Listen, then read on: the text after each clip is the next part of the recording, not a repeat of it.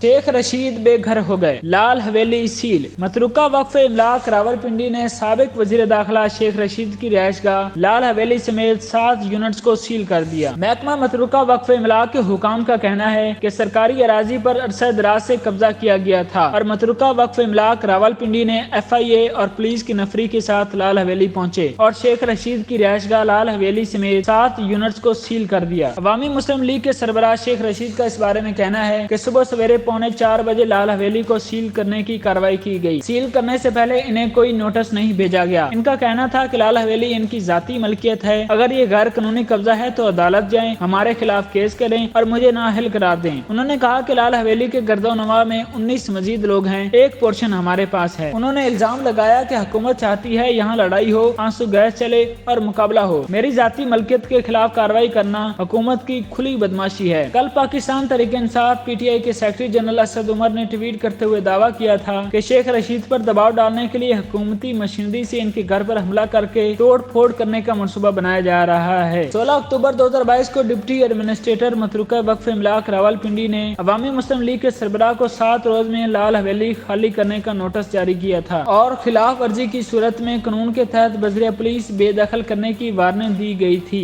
बाद 19 अक्टूबर 2022 को शेख रशीद ने लाल हवेली खाली करने का हुक्म डिस्ट्रिक्ट एंड सेशन कोर्ट में चैलेंज किया था। उन्होंने वकील के जरिए दरखास्त में मौक़िफ़ इख्तियार किया था कि इससे मुतल्लिक अदालत में केस जेर समाअत है। लाल हवेली से बेदखली का नोटिस और कार्रवाई गैर कानूनी है।